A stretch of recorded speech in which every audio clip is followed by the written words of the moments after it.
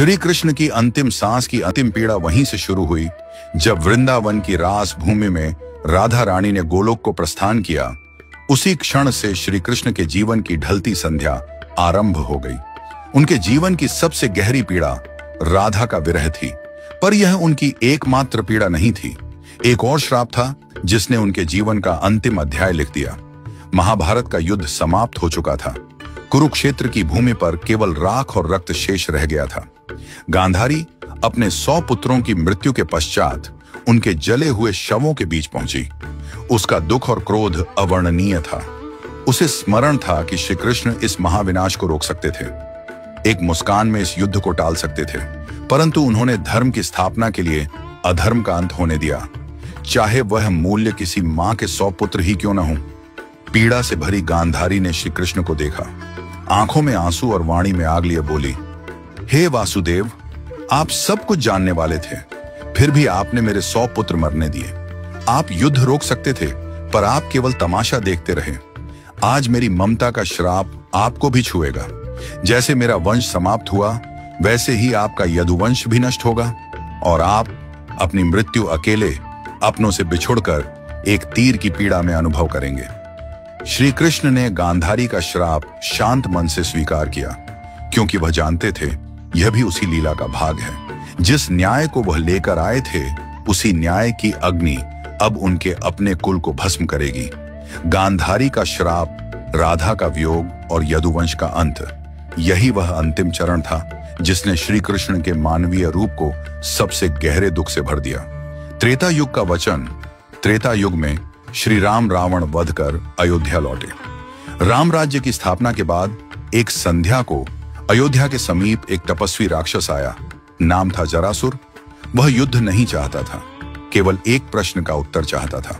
जरासुर बोला, प्रभु, आपने धर्म के लिए असुरों का नाश किया, पर क्या कभी ऐसा होगा कि मैं भी आपकी परीक्षा ले सकूं? क्या कभी मुझे अवसर मिलेगा कि मैं आपके मार्ग में अंतिम बाधा बन सकूं? राम मुस्कुराए। उन्होंने कहा, जब मैं द्वापर में श्री कृष्ण रूप में जन्म लूंगा, तब तू मनुष्य जन्म लेगा और उसी जन्म में तू वह अवसर पाएगा। तेरे ही हाथों मेरी लीला का अंत होगा। यह मेरा वचन है। जरासुर ने प्रणाम किया। उसे पता नहीं था कि यह वचन युगों बाद एक महान रहस्य का कारण बनेगा। यदुवंश का अंत और अंतिम विरह। समय बदला। द्वापर युग में यह वचन पूरा होने का समय आया। यदुवंश आपसी कलह से नष्ट हो गया। द्वारका उजड़ गई। सब कुछ समाप्त हो चुका था। न सुदर्शन उनके हाथों में रहा, न अर्जुन पास थे, न बलराम, न सुदामा और न ही राधा। अब श्री कृष्ण पूर्णतः अकेले थे। द्वारका से दूर एक शांत वन में एक पीपल के पेड़ के नीचे वे बैठ गए। कंधे पर वही बांसुरी थी जो कभी राधा के लिए बजती थी। उन्होंने आंखें बंद की। बांसुरी से राधा के नाम का स्वर फूटने लगा। सुरों में वेदना थी, तड़प थी। राधा गोलोक में बैठी थी। जैसे ही यह स्वर वहां पहुंचा, राधा की आंखों से आंसू बहने लगे। उन्होंने देखा, कृष्ण अकेले हैं।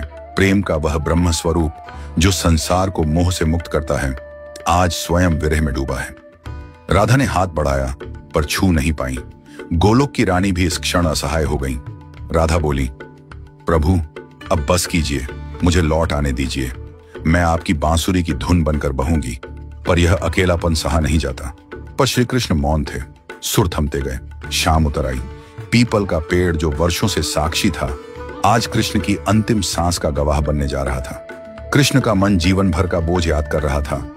जन्म जेल में, मां का स्पर्श भी अधूरा, बचपन राक्षसों के भय में, प्रेम मिला तो साथ नहीं निभा सका।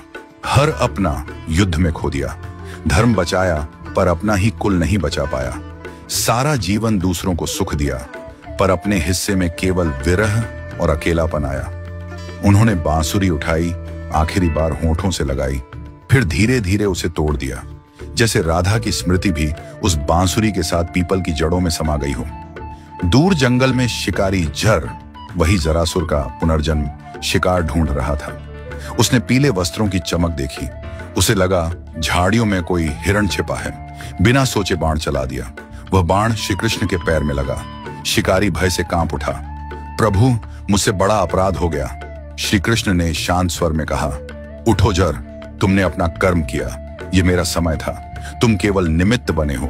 जर रो पड़ा। श्री कृष्ण ने आंखें बंद की। अंतिम श्वास के साथ होंठों से केवल एक शब्द निकला, राधे राधे, और श्री कृष्ण ने अपना नश्वर शरीर त्याग दिया। उनकी लीला पूर्ण हुई।